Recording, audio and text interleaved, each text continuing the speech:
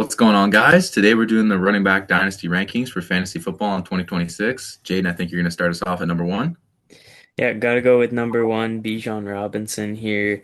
The guy Yep. is just probably the most coveted running back in the entire NFL, in all of fantasy.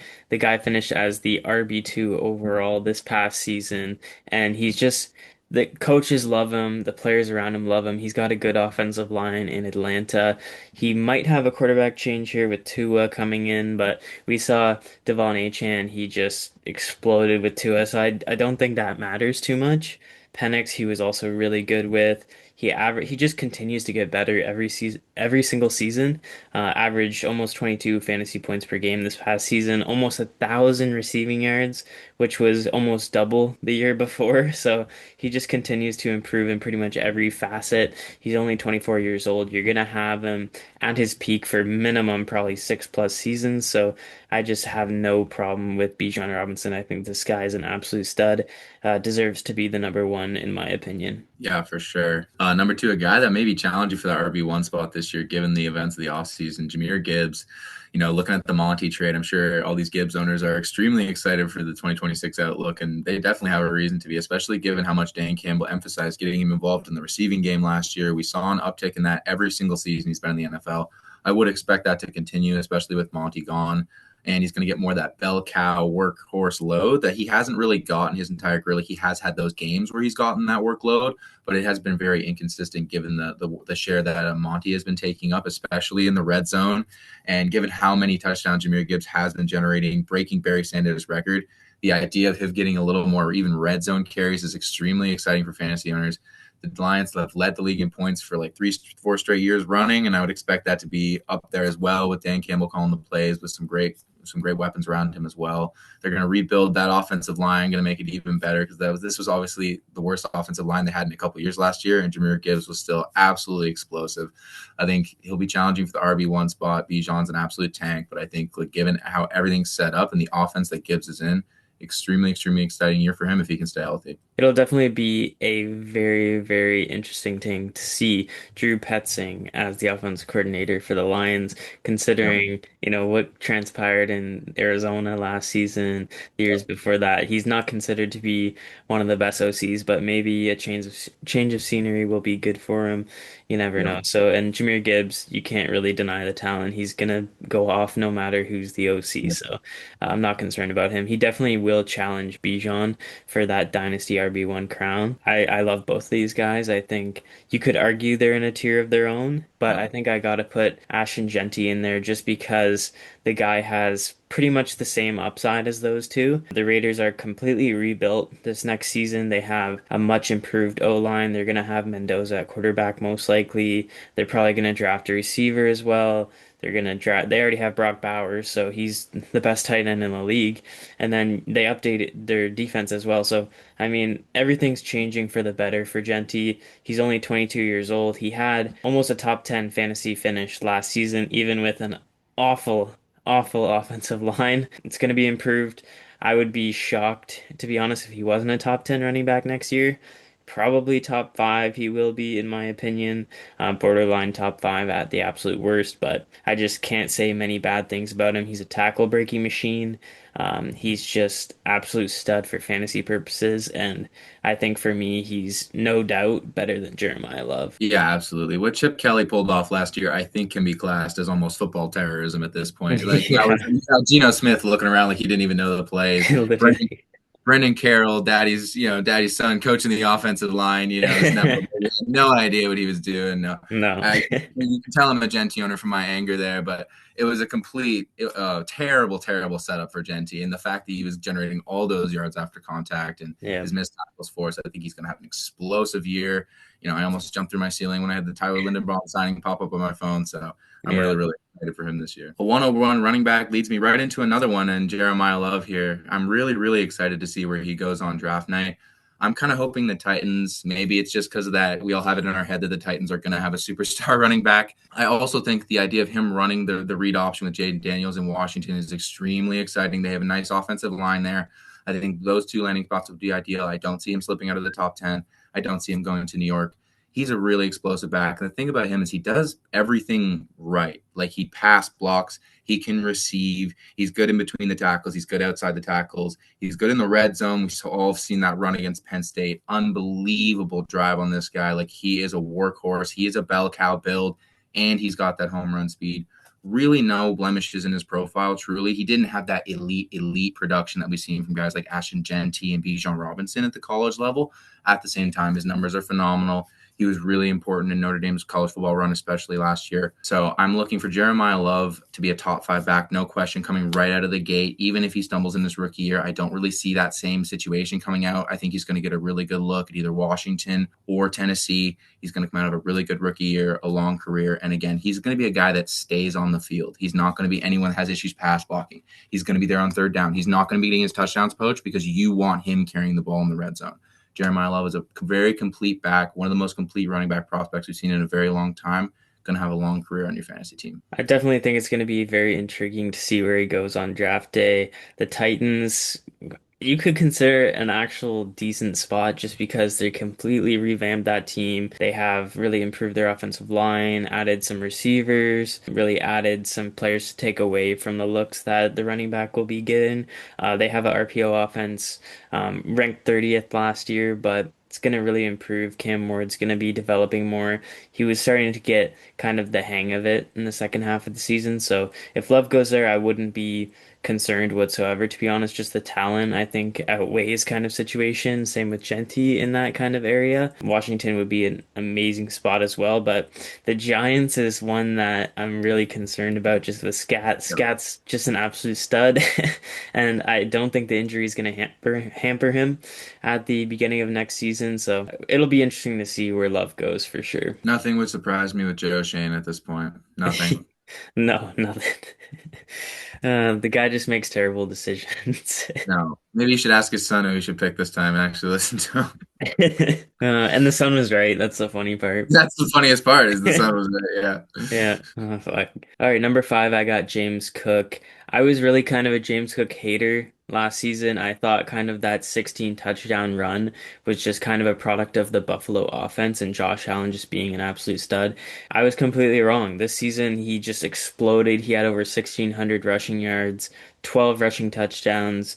He also added almost 300 yards receiving, 2 receiving touchdowns. He did have a lot of fumbles, which was a bit concerning, but even at age 26, I'm not too concerned. He just finished as a borderline top 5 running back this season. I think he can do even better next season. He's improving with his fantasy points per game every season, 14 to 17 to 18 this past season. So I just feel like James Cook, he's kind of that bona fide, put him in your starting lineup, forget about him. He doesn't really get hurt very often at all. He's going to get 1,000+ rushing yards every season in an insane offense.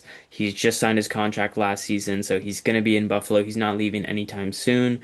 I just think he's kind of in the same boat as kind of like a Jonathan Taylor in terms of dynasty, just where they're just such good running backs. They're in such good situations. They're going to be the workhorses for their teams as much as we thought James Cook maybe wouldn't have been just based off his college prospect profile and kind of what Buffalo was doing early on. They drafted Bray Davis, but it just didn't even put a dent in his workload. He's kind of the bona fide just stud running back for them, over 300 carries and 40 targets in the receiving game this past season. So I can't go wrong with James Cook. I think he deserves a top 5 spot in Dynasty. He's still young enough. He's not going to hit that cliff. And I think the age 27 cliff that we used to be concerned about in Dynasty, I just don't really believe it anymore. We've seen, these past few seasons, Derrick Henry, Saquon Barkley, Josh Jacobs, they're all having crazy good seasons in past age 28. And I just think it's kind of not happening as often as it used to be, kind of that 27-year-old age cliff for running backs. I think as long as they're under 30, you don't really have to worry about them too much in Dynasty, especially if they're in a really good situation. Head into Amarion Hampton here next.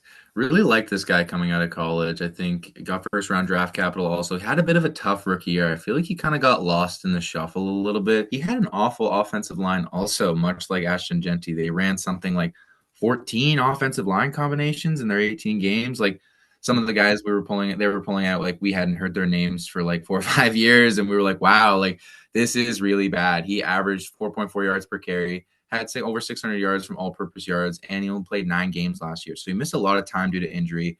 He had a very poor offensive line and produced when he played. He still looked good when he played. He had a couple tough games. He didn't look the best on opening night, but he still showed a lot of flashes. I think with Harbaugh as his head coach, obviously they're looking to run the ball a lot more given the amount of pressure I think they put on Justin Herbert this year. And we know how Harbaugh coaches those teams. Great between the tackles, great in the red zone. He pass blocks, does everything to stay on the field. I really, really like him. I think he's kind of getting lost in the shuffle for a lot of people right now, not really getting talked about when he goes off this year, especially with Najee Harris not really being, I don't think, much of a factor at this point in his career. Omarion Hampton's going to have a huge season, and not a lot of people are talking about it right now. Completely agree with that as well. I'm a big fan of Hampton.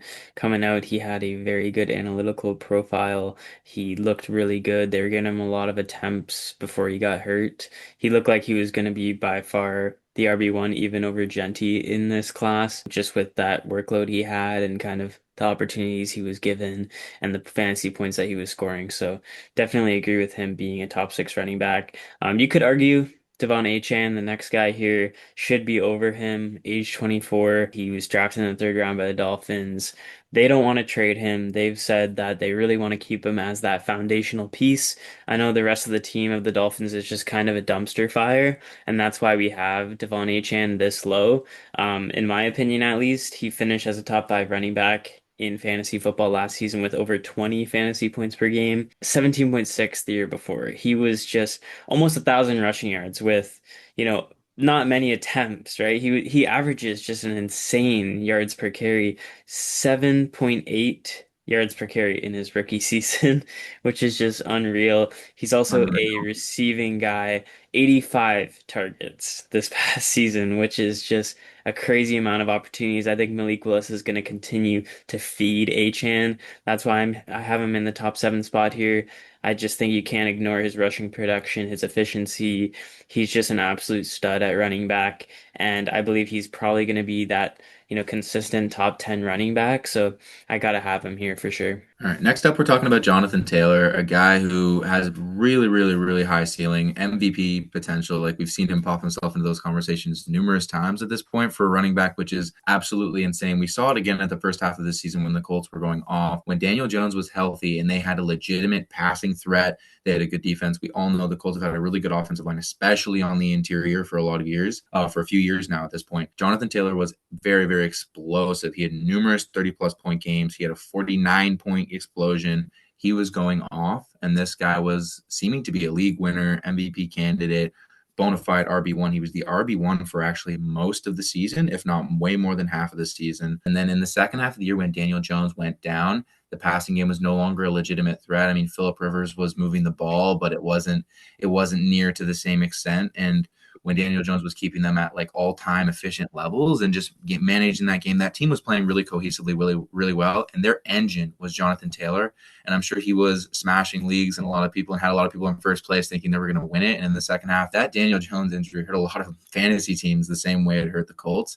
I think with a healthy Daniel Jones, we've seen what Jonathan Taylor can do. If he can remain healthy for this season, if the Colts can finally have their backfield, both of their backs, their quarterback and the running back healthy at the same time, I think they'll have a really great season. I think Jonathan Taylor's primed for an explosion again under that Colts offensive line. We know Shane Steichen loves to run the ball, and I think Jonathan Taylor is going to be the engine of that Colts team once again. They're going to go as Jonathan Taylor goes, and I'm sure that's going to be the case for a lot of people's fantasy teams. Yeah, the only concern with Jonathan Taylor is honestly the receiving production. He Yeah. doesn't really have that receiving production, but just the rushing alone catapults him to that top five ceiling, top two ceiling, honestly. He's been the RB1 overall before in 2021 with Wentz, but he can have that same ceiling again. He's only 27. He kind of seems like he would be nearing that 30-year-old peak, but he's actually not. Like he's pretty young. I know he's got a lot of workload that he's had. His body's pretty beaten at this point, but I think he's got 3 years minimum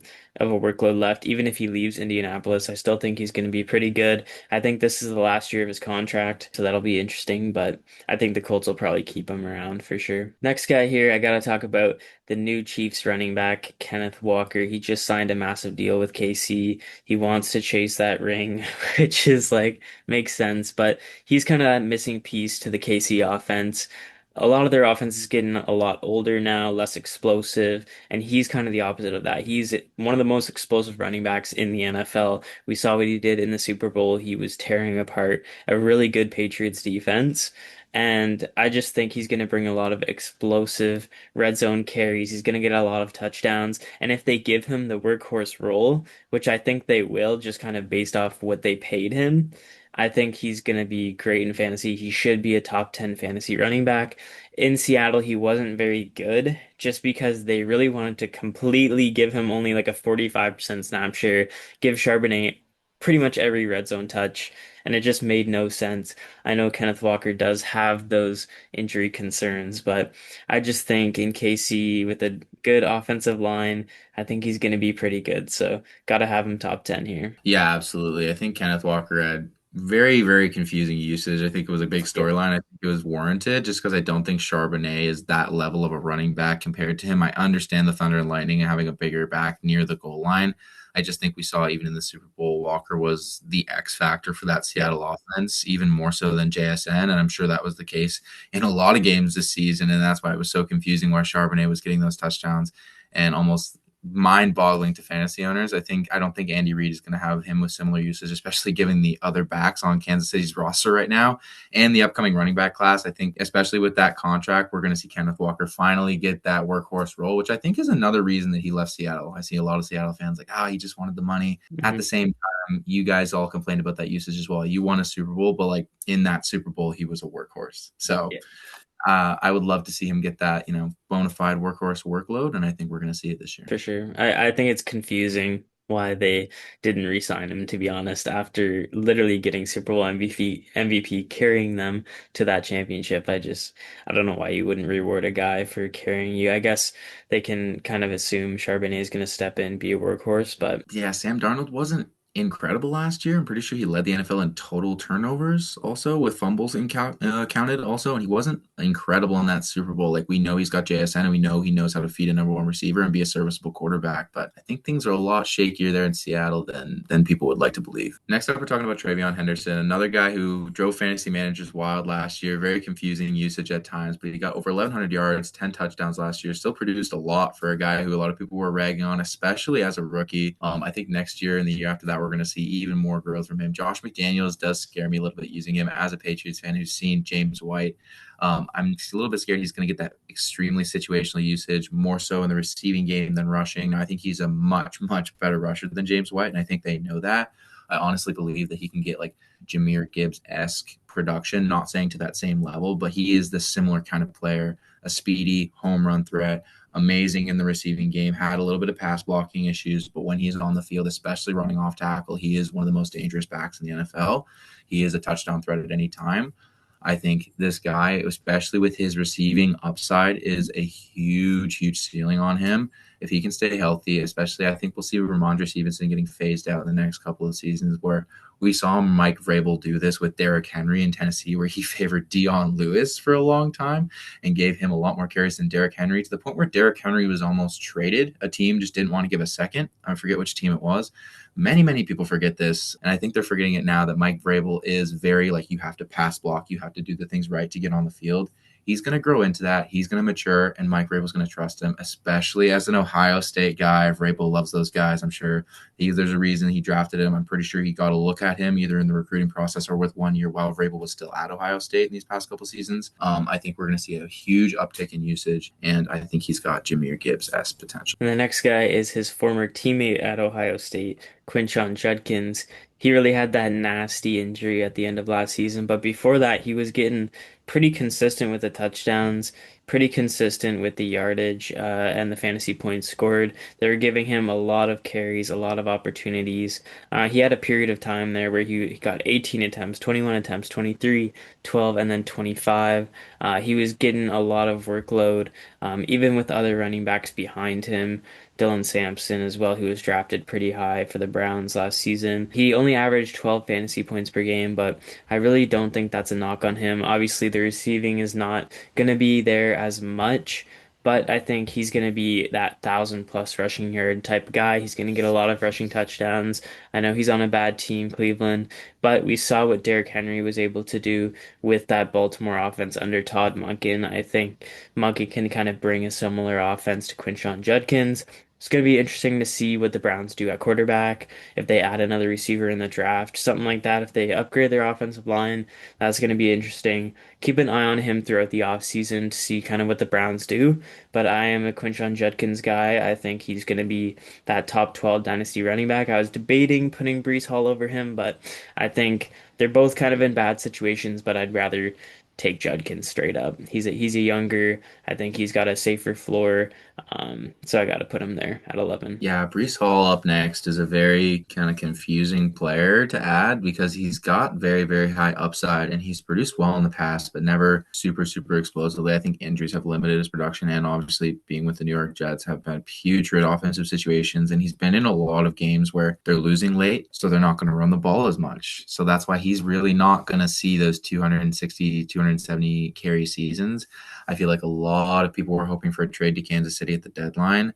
I honestly believe, given what they paid Kenneth Walker, I think it would have been interesting to see if Kansas City ponied up and paid that third round pick. I think it would have been worth it for them, honestly. I think Breece Hall is a very, very good player. And I see a divorce coming with the Jets here because I don't think they understand, like, he doesn't really reach their timeline. Getting a comp pick for him, especially for a running back, you're like, with this kind of a resume, you're not going to get a first round pick really ever for a running back in this day and age, especially one with this resume. So getting a second, third, whatever kind of comp pick, probably a third they could have gotten for him is probably best case scenario. They don't meet each other's timelines. I think what everyone wants is going to happen eventually. I totally see a divorce happening with the Jets at some point.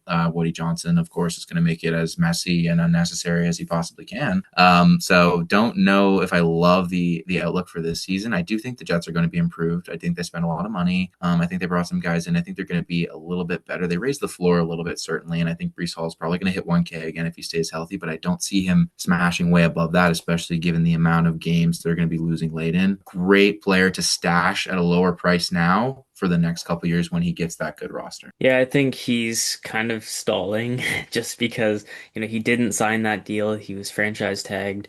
Obviously, a lot of teams were like, okay, we'll pay him 15 mil like Kenneth Walker. No doubt. And then they thought he was going to be, they were going to be able to transition tag him for only 11 mil and that nobody else would overpay for him. No, come on. Breece Hall's too talented.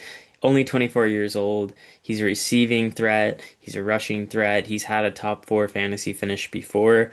Obviously, splitting with Braylon Allen a little bit is not going to help his case. Being on the Jets not going to help his case. I think he'll do better with Geno Smith. Like Geno Smith, it was just a terrible Raiders team in general. I think he's going to bounce back slightly on the Jets.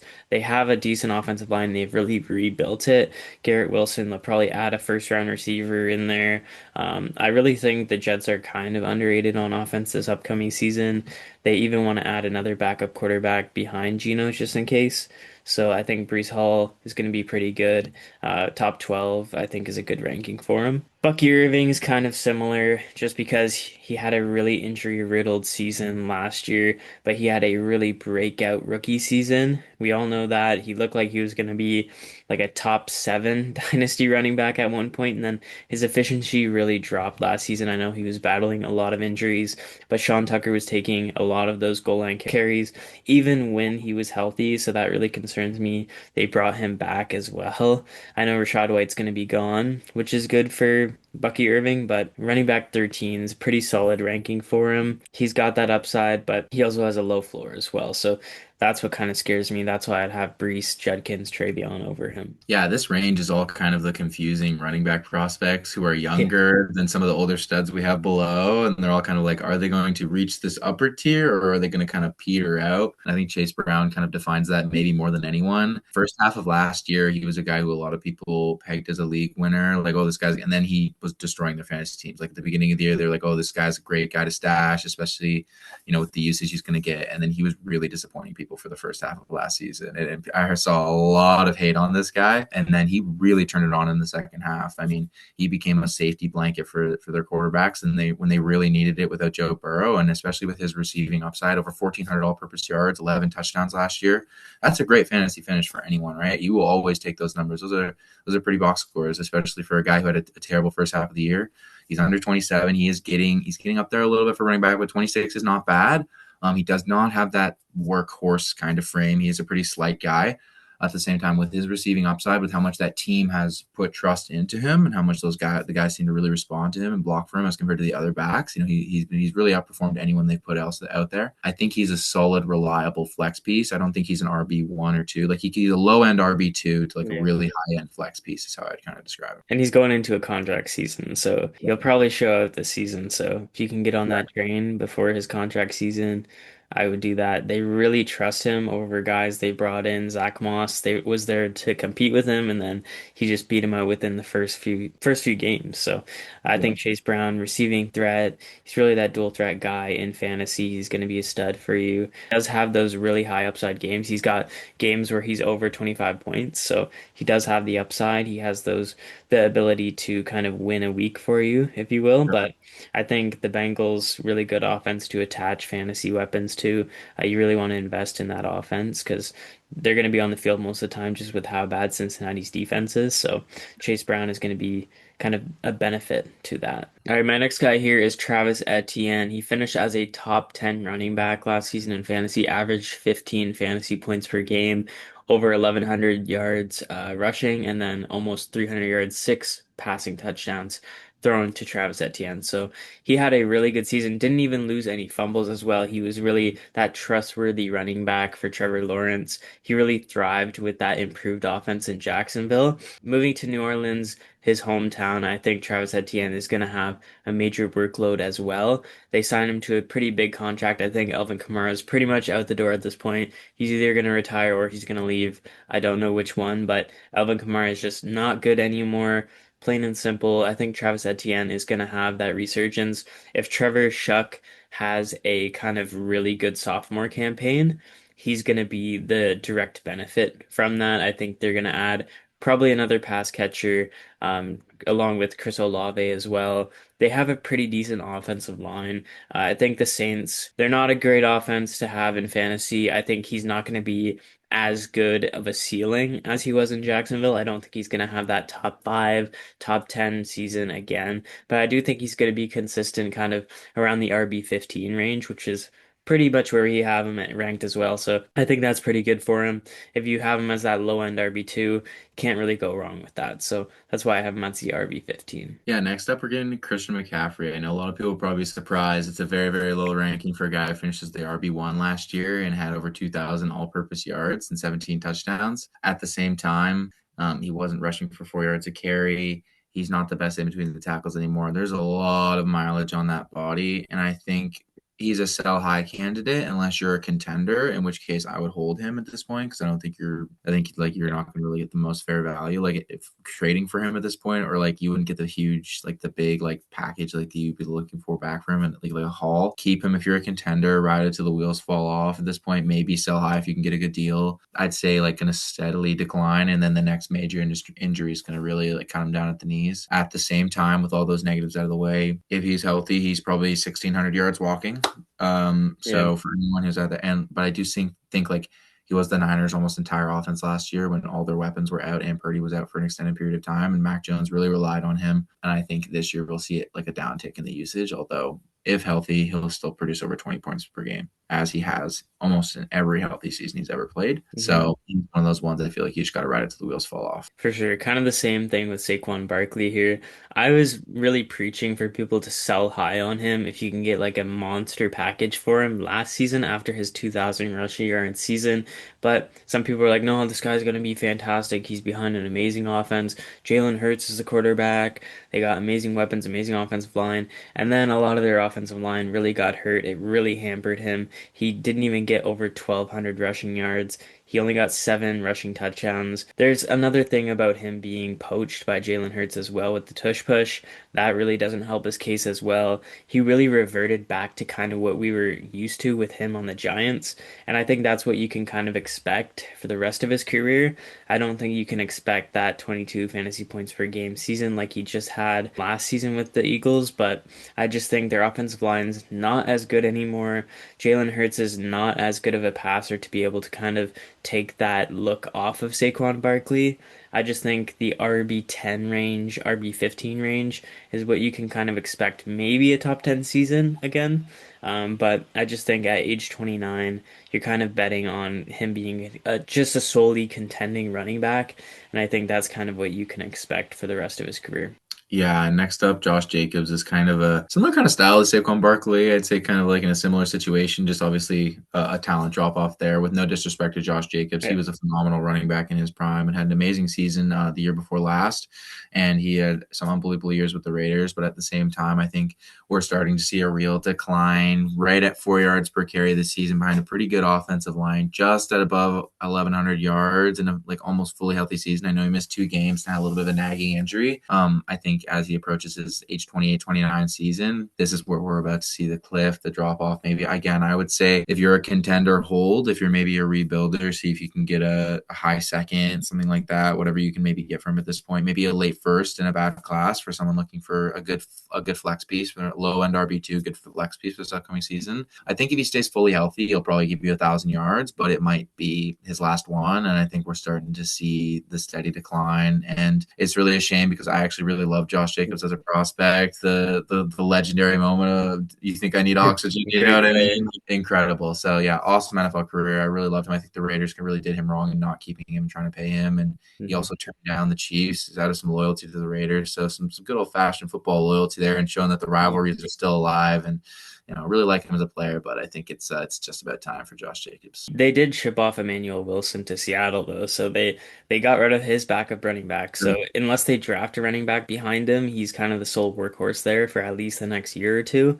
True. He's getting up there in age, but I think if you're a contending team, couple years left on the tank for Josh Jacobs. So Yeah. next guy here, gotta go with Kyron Williams. I know a lot of people might be hating on this for having him too low. He's just consistently really good in fantasy, and pretty much the only reason we have him this low, and a lot of people have him this low, is just because of Blake Corum kind of taking his opportunities away. He still produces like insane 21 fantasy points per game in 23, and then 24 he had 17. This last season he had 15.5. So it's going down every season, his fantasy points per game, but he's very, very consistently getting 10 plus rushing touchdowns every single season with another two or three through the air as well. So I know he does have some fumble concerns. He's got some concerns about Corum taking those opportunities away. Corum looked really, really good at the end of last season. He really started to light it on fire, show why he was drafted to be that kind of, RB2 for the Rams with Sean McVay. I know Kyron Williams is pretty much consistently a top 10 running back in fantasy, but I just feel like the end is kind of coming soon. He's only 25. They just signed him to another deal. Pretty crazy for me to say the end is coming. It's probably not, but I just kind of want to try and be ahead of the curve a little bit. I just really don't trust him as much with Blake Corum. I think there is a possibility that Corum takes that RB1 position from Kyron. That really concerns me, but otherwise, I think you got a decent RB2 option. I think he's a high-end RB2. You could argue he should be higher, and I would not doubt you for that. I think he could be in the tier above this, but this is where I kind of have him for now, just with those concerns of Corum really taking those opportunities away, and his fantasy points per game are going down every single season. So that's why I have him here. Yeah, I feel like I'm a little bit higher on than you, but I do definitely agree with you just because he's young. He's a great player. He is He's young, got yeah. an extension, but at the same time, I feel like we're getting a little bit of a Kenneth Walker, Zach Charbonnet, and like we Mm, saw, even for as good as Kenneth Walker was, his ceiling was capped, very, very kind of much lower level than what he was capable of. I think we're going to see that with Kyron Williams, sorry, for a couple years now. I definitely agree with this ranking, but it is kind of weird to see such good play. That's what I mean. The tier mhm. above is the young players who could break out, and these are the studs who are still super good, but how much They have longer? question marks, yeah, If this was redraft, these would look very different, but we have to keep perspective. This is Dynasty, right? exactly. Yeah. Yeah, okay.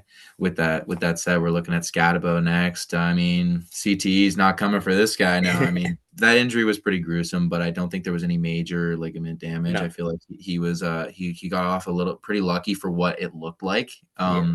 And I think he is like a very durable back. He's had a lot of concussions and all this stuff. Like he's played through it. So like we all remember that Texas game. Like that's really where I think he got his namesake, playing through that concussion and getting like 300 yards. So a very tough guy, but at the same time, like that injury is a little bit scary. There's been a little bit of buzz for Jeremiyah Love, so I feel like if you didn't watch this guy play and you're like, hey, it's a fourth round running back who had a pretty good start, there's buzz they might draft a running back, and he's had these injuries, you wouldn't be as high on him as if you watched this guy play.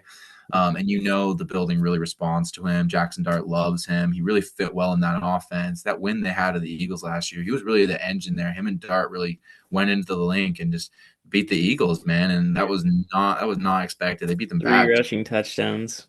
Yeah, that was crazy, man. Like to do that against your division rival in your rookie year, especially to a team of that caliber, to a defense that just did that to Yeah. Mahomes and the Chiefs. Like this guy's a real player, and I think Yeah. the team really responds to him. I think he's going to be there for a long time. I don't think we're going to see a Love situation. I know they were high on Tyrone Tracy, but how high they spoke of Tyrone Tracy and how quickly Scat took that workhorse role, I think it just shows what the organization really thinks of him. My next guy here, Zach Charbonnet, I think they want him to have that RB1 role in Seattle, and I don't doubt it. He's really good rushing, red zone threat. He gets a lot of those goal line touchdowns for Seattle, and they've really kind of responded well to him. They've even played him over Kenneth Walker, which I think is personally crazy. But I don't really understand them getting rid of Kenneth Walker, but that's all the benefit to Zach Charbonnet. So unless they kind of draft another running back high, I just don't think they will. But Zach Charbonnet should have that workhorse role on tap. I have him this low just because it's to be seen what his role is going to be. Like if they bring in another running back, if they really want him to be that workhorse, or if they're going to have him be the RB2 again to somebody else. I don't know. There's been some buzz. Like obviously they signed Emmanuel Wilson, who was a really efficient running back last season. So you never know what his role is going to be, and that's why I have him this low. Next up, we got Javonte Williams, another guy who's really emerging and getting that RB1 role. First 1,000-yard year last year, 4.8 yards per carry, really explosive year, 11 touchdowns. I mean, he was in a really great offense that didn't win as many games as it should have because it was held back by a historically bad defense. I think that offense is still going to be great with a healthy Dak, with those receivers in place, obviously CD and keeping Pickens. I think that this team is going to be really, really explosive. Schottenheimer really proved his chops, at least as a play caller. And I thought everyone, including myself, were kind of like, what is this hire? Like getting another, everyone kind of pegged it as another Jason Garrett, another puppet that he could manipulate. And that's really what I saw it as well. And he really proved his chops as a head coach and an offensive guru. And I'm really excited to see what Javonte Williams can do after landing that 3-year deal. I'd say he's a high-end RB2, and I think if you could get him for maybe like I think it was a trade for a second last year. It was a really, really good trade. If you could pull anything off like that, even a late one in a bad class like this, I would honestly do that. I think Javonte Williams is high upside. I think the opposite with RJ Harvey. The Broncos have brought back J.K. Dobbins. They want to add another running back to compete with Harvey. Yes, he had a fantastic end to last season. 21 points, 22 points, 10, 22, 19. Like that was the end of last season. He was kind of that running back you could just plug and play, put him in your RB1 spot, RB2 spot, flex spot, it didn't matter. The guy was pretty good for what he was. I know the first half of the season, he didn't really have that great of a performance, but they really started to trust him. Sean Payton started to trust him. J.K. Dobbins obviously got hurt, which really helped his case. I think he's might revert back to what he was doing at the first half of the last season with J.K. Dobbins coming back and them wanting to possibly draft another running back, which just doesn't make sense. If Harvey was doing so good, why draft another running back, right? And I think that's just because they want a more in between the tackles guy. I feel like Harvey reminds me a bit of like kind of a Devin Singletary type of running back. He's 25 years old and he was just a rookie, so that really concerns me as well, just for dynasty purposes. Like, how much does he have left in the tank? How much are they going to trust him? He was the RB20 overall, which was solid, but it was really that second half resurgence that we really saw that a lot of people are really high on RJ Harvey, and I'm just not. I think that there's too much risk in his profile. He's already pretty old. Sean Payton wants to add another running back. I think there's just too much red flags to be had there. With that being said, I still think he's kind of in that good range of like Zach Charbonnet. Like he could be a starter, he could not be Javonte. Like he's kind of in that range. So I think it's a good spot for him. I can't justify putting him over Charbonnet or Javonte. But I think this is a solid range. Like he's got that upside just in case, but I'll put him here. Yeah, next up's kind of a similar player in Bayshell Tootin, right? But kind of a speedy receiving threat, kind of getting the RB1 role a little bit this year, emerging especially with the departure of ETN. He's really going to explode into that RB1 role. The thing is, he did have some fumble problems, a couple fumbles on limited carries, only around 300 yards. not great yards per carry, things that can concern you at the same time. He's a fantastic athlete. Liam Cohen knows how to get guys open in space. He's a receiving threat. He hit a couple home runs last year. He had a couple long touchdowns, a couple long runs for that team, and showed off his speed and what he can do. I think running off tackle, I don't think he's going to be a workhorse. I think they'll certainly get a guy in there to maybe take some red zone carries and stuff like that. But I think we can see sort of like a Chase Brown kind of like usage of really receiving, maybe somewhat Yeah, what we that's saw fair. Travion get to maybe a somewhat enhanced capacity last year. I think with Liam Cohen in there, that's exciting. I think Trevor Lawrence is he likes throwing off to the backs and a little check down when pressure comes in. He's good at handling the blitz. And I think Bashal Tutin's prime for a nice season. I don't know what his exact ceiling is. Again, he's never going to be a workhorse. He has some fumble issues, a little bit of an interesting player, but I think he's a home run hitter, and I think he's going to get a lot more opportunity than most people think this year. Yeah, and I think Jadarian Price, the next guy, he's a rookie, obviously. He's behind Jeremiyah Love, way behind Jeremiyah Love, but I think he's the RB2 in this class personally. I know Jonah Coleman, a lot of people have him here, but I just think Jadarian Price's ceiling is insane. I think he really, really reminds me of James Cook. I think he's got that James Cook level ceiling. They're the same height, they're the same weight pretty much. Jadarian Price is a bit bulkier, but they both are home run hitters. They both, had limited carries in college, but it doesn't seem to matter. I think it's just kind of a product of, the people that were in front of them not being given the opportunity. And I think Price is also a very capable pass catcher. He was a very good pass catcher in high school, sorry. He was good when given the chance in college, and I don't think that's a worry there. I think it's kind of a lack of opportunity in college rather than kind of the talent not being there. So I just think Price, his talent is insane. I would look to take him in the early second, even the late first. I would take him, to be honest, depending on the landing spot, obviously in the draft capital. But I really have high hopes for Price, and I think he deserves to be in this tier. I think he could be even higher if he has a really good rookie season. I think he could, possibly be where Travion Judkins are. But that's to be seen. I'll put him here safely, but for now. But I really, really like Jadarian Price. Yeah, I definitely agree. And next up, we have Derrick Henry, another guy I think people are going to be surprised to be this low, given that he had over 1,600 all-purpose yards last year, over 5 yards per carry again, as he always does. Still impossible to Yeah. bring down. I think the big storyline last year was the fumbling issues and how the coach, took him out of games. In that Patriots game specifically, after that fumble, like he took him out for a while, and then there was a drive where he put Derrick Henry back in. He ran all over the Patriots. We could not stop him. They literally ran, I think, 5 out of 8 plays, went right down the field and scored a touchdown, took the lead. He never saw the field again. Keaton Mitchell fumbled the game away after we came back and took the lead. I just think the usage sometimes So, was yeah. really confusing because I was terrified of Derrick Henry coming back on the field, and I was very thankful that he wasn't put back on. I think, honestly, he had 4 fumbles last year. He had 3 the year before, and that wasn't really a storyline at all. I think it was maybe kind of overblown, honestly, and I felt like the Yeah. usage was very confusing. I thought he could have even put up 1,800 yards last year if they really utilized him to his full potential. Now with Keaton Mitchell gone, going to the Chargers, I think that Henry's going to be primed for another really good season. I think he's going to go over 1,000. Although I do think we're going to start seeing the steady uptick or the steady downtick. My bad. You would Um, think with him being 32 at this point, right? So, He's also taken like more hits than any running back probably in NFL history if you take an yeah. impact his high school and college carries because he was averaging like 45 carries a game in high school at one point. Like it's really if you look Unreal. back, he's like one of the all-time college leaders in yards, the all-time high school ever, and he's up there in the NFL yards now. So the amount of mileage on this guy's body, I've heard like he doesn't eat sugar. He Yeah. doesn't have red meat. Takes He has care like of it. crazy. He's on like the Tom Brady diet, basically. Like it's unbelievable. Like for a guy of his size to be this disciplined and stuff like that. I think he's still gonna have a great year. But yeah, I think it's only natural going in his age 32 to 33 season. We're gonna start seeing the steady decline. I wouldn't be shocked to see him kind of take the Frank Gore route in a way. Like he'll Yeah, probably play till he's like age 35 and then he's gonna be like, all right, I gotta hang it up. Like I yeah, gotta hang it up at this point. yeah. But next guy I gotta talk about here is David Montgomery, the new Houston Texans running back. He's gonna take over that RB1 role as deserved. I think he needed to get away from Gibbs to really show his fantasy potential. He was even good on the Chicago Bears. He was amazingly efficient with the Lions. I think he's gonna be kind of the same thing with Houston. They really improved their offensive line. They have a good offense, in my opinion. They're going to continue to improve it. And I think David Montgomery is going to have like a 10 plus touchdown year. I think he's going to have 1,000 plus rushing yards if he doesn't get hurt.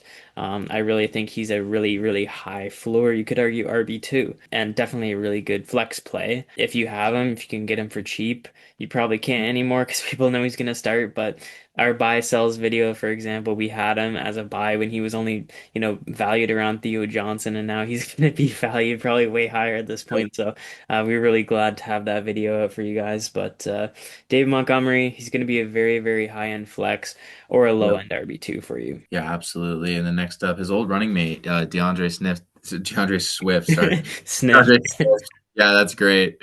The original Thunder and Lightning. Yeah, DeAndre Swift, very interesting. Amazing college prospect. Obviously, came in, has been very inconsistent NFL career. I feel like his career's kind of gone like the Yeah. way a lot of runs go. Like it's like sometimes nothing's there. He makes an insane run. Sometimes he misses the gap. Like And he's a everyone's very like, good it was player. because of the Lions' offensive line. It was because of the Eagles' offensive line. It was because of the Bears' offensive line. So good. So, like everywhere he goes, the offensive line is just insane. Yeah, yeah, I no, don't. exactly. He's been a very, very fortunate player for sure, having Ben Johnson for the majority of his career, having these offensive Yeah, line. I think he's been put in maybe the best possible positions to succeed, and he's had some ups, but he's certainly had some downs. So I think, given the opportunity he's been given his career, given his age, getting up there, Manungai, the fun guy, poaching the yeah, red zone carries, I think that his ceiling is certainly limited, and he's got a couple more years. I'd say low end RB2 flex piece.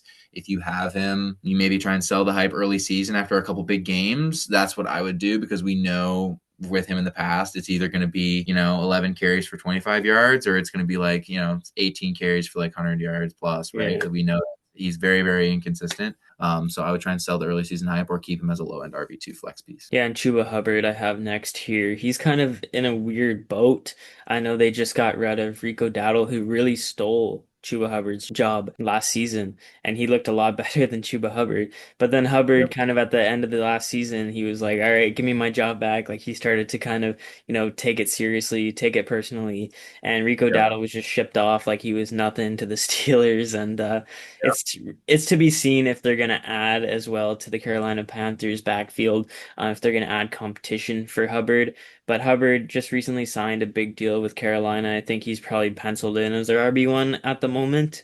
So that's why we have him this high. I'm just not a big Hubbard fan. That's why I have him this low. And I think Hubbard is probably kind of a low ceiling flex piece, in my opinion. He's still really young, which is good for dynasty purposes, but I just think one bad thing like a Rico Dowdle, like we thought he was just kind of like a low end backup, right? And then he just steals his job. So there's definitely concerns about Chuba Hubbard and if he can remain efficient enough to keep his job. Scares me a lot, but I'll put him here for now. Honestly, feel bad for Rico Dowdle, because I honestly feel like he's a dog, and he He kind of is. showed he has some real ability last year. And now the only reason he's not making this list is because he again joins a team with a clear RB1 or a guy he's going to have to steal his job. And it's like, Yeah. oh man, I really wish this guy would have got a backfield as a workhorse, but there's a lot of running backs out there now, especially after the draft class we just had. So it's really hard to land, an RB1 role in the NFL right now. And I think we've seen that I don't think Rico Dowdle could have played much better last year, honestly, given how much he outperformed his competition. But yeah, this leads into Tyler Algier is the final one, the touchdown poacher. I think we're going to be seeing some more of that with the Cardinals. I don't know how much they have Trey Benson in their future plans. Been hearing a little bit of Love buzz. I personally think that would be a mistake given how many other holes are on their roster and how solid Tyler Algier is as a player. We forget he was a 1,000-yard rookie. If he gets that kind of bell cow, workload that he is capable of with his body Yeah. type, I think he's going to be a very, very productive player. At the same time, I think with It's just a Connor very crowded backfield. Yeah. Benson there. They love Connor and they spent significant capital bringing Benson in the draft. And I don't think they want to give up on him necessarily before they even give him a shot. Tyler Algier, of course, very crowded backfield, going to look to poach those touchdowns and really emerge himself. I would love to see him do it, honestly. Hmm. Given how talented he was, I thought the Bijan pick was creating another talented backroom. Although you don't turn your back on a player like Bijan, I think that Algier's really got a chance to solidify himself as a legit workhorse here, and I hope he does it. I really hope he does it. Although I question it's going to be a very, very interesting season to see how that backfield plays out in Arizona. Especially with kind of a whole new coaching staff, they can kind of change that offense for the better. You never know. I think Tyler Argila, just because of how efficient he is, I think he'll take that RB1 job. And I think Trey Benson's kind of dust at this point. Same with James Conner. I think it'll be Algiers' job to lose. Well, when Minshew throws for 6,000 yards and 50 touchdowns, he'll be in the red zone a lot, right? So, All right, guys, that was the top 30 Dynasty running backs. Hope you guys enjoyed. Like, subscribe, comment what you guys would do differently if you have a running back that we maybe left off the list, like a Rico Dowdle or something. Jalen Warren, even. Those are two guys that we kind of maybe on the consolation prize list, but I think you guys will enjoy this video. Keep an eye on the next videos we're going to do. We're really pushing those videos out every single week. I want to get more content for you guys. It's draft season coming up. So keep an eye on our next video. Hope you guys enjoy.